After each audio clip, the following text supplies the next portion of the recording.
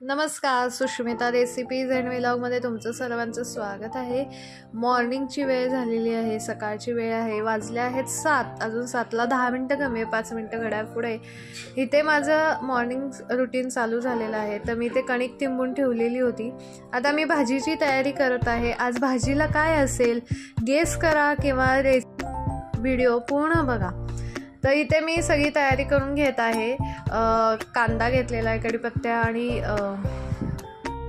कोथिंबीर पिशव्या त्या काढून ठेवलेल्या आहेत आणि इथं कांदा चिरत आहे। कोथिंबीर आणि कढीपत्ता मी पिशवीत ठेवलेला आहे। अजून ऑर्गनायझर फ्रीज ऑर्गनायझरसाठी ज्या वस्तू लागतात म्हणजे जे डबे लागतात तर ते मी अजून घेतलेले नाही आहे। ते घेतल्यानंतर मी तुम्हाला नक्की व्हिडिओमध्ये दाखवेन। इथं टोमॅटोसुद्धा चिरून घेत आहे। माझं मॉर्निंग रुटीन मी तुम्हाला दाखवत आहे। खूप दिवसांनी व्हिडिओ येतोय, काही कारणास्तव व्हिडिओ उशिरा येतोय। तर इथे कोथिंबीर घेतलेली आहे, टोमॅटो कांदा कोथिंबीर चिरून घेतलेली आहे, कोथिंबीर बारीक चिरून घेतलेली आहे। जास्त काही हिरवीगार नव्हती कोथिंबीर, खूप दिवसांची आहे त्याच्यामुळे, म्हणजे 2-3 दिवसाची तर आहे। इथं कढीपत्त्याची पानं सुद्धा घेतलेली आहे। कढीपत्त्याचे भरपूर फायदे आहेत, तर तुम्हाला माहीतच असतील, त्यामुळे कढीपत्ता हा जेवणामध्ये असावा। आता मी इथं कुकर घेतलेला आहे।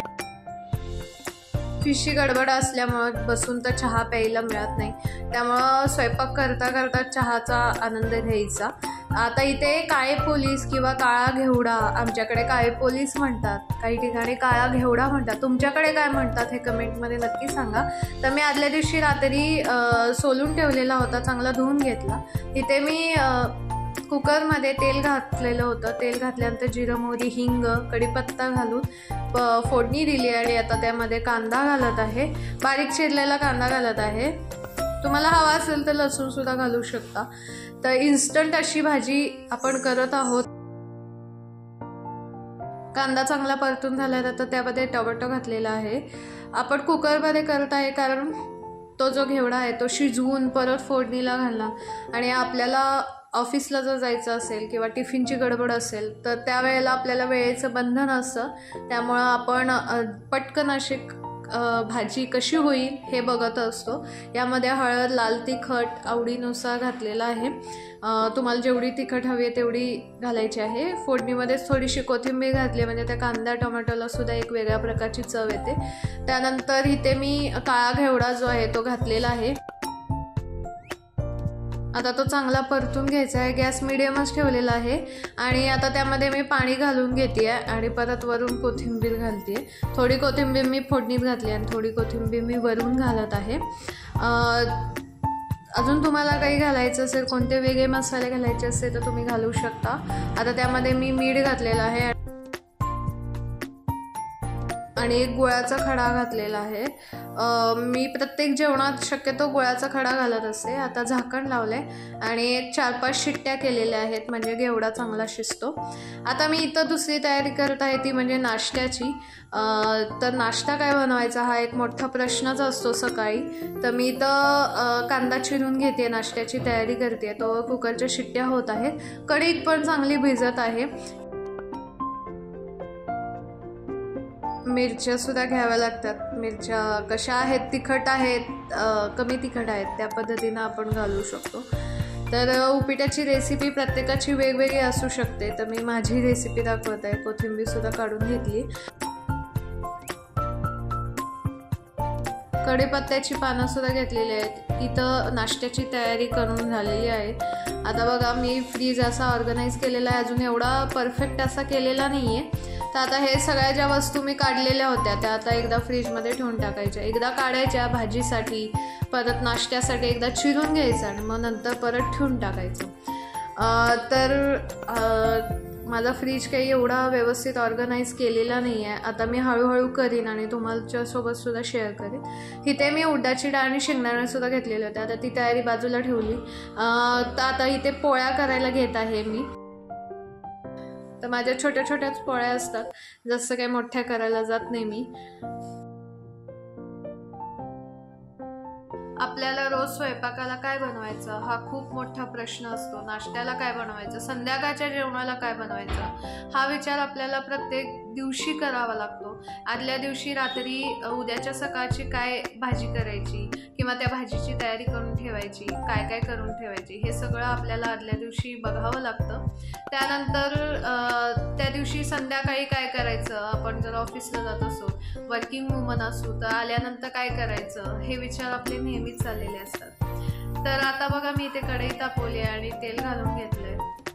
आता मी नाश्ता बनवत आहे.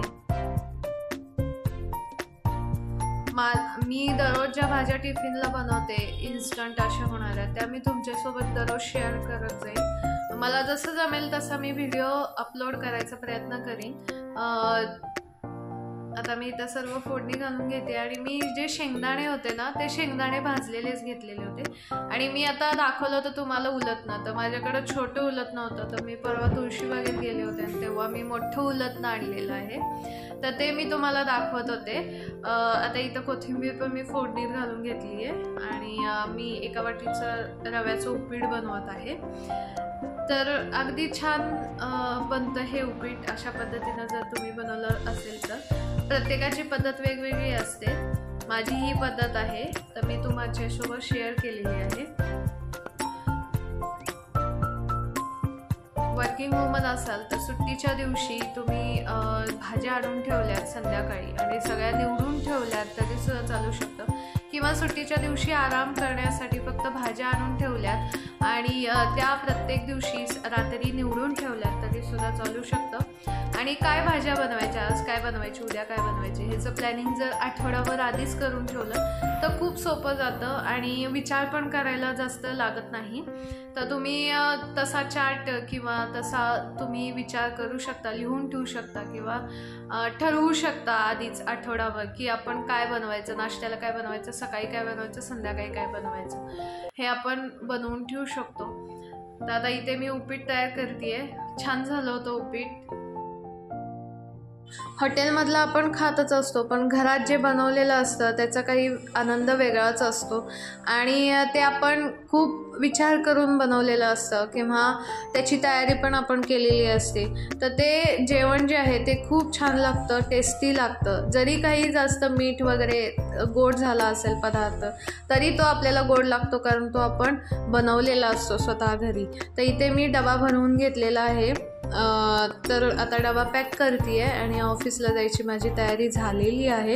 आणि एक सांगते की जेव्हा तुम्ही आदल्या दिवशी भाज्या चिरून ठेवता किंवा भाज्या निवडून ठेवता, त्या फ्रीजमध्ये न ठेवता बाहेर ठेवलात तर त्या लगेचच शिजतात. तर आता मी तो उपीट नाश्त्याला घेत आहे. अशा पद्धतीनं हा व्हिडिओ होता. मी व्हिडिओ करायचा प्रयत्न केलेला आहे. तर चला भेटूया नेक्स्ट व्हिडिओसोबत. धन्यवाद.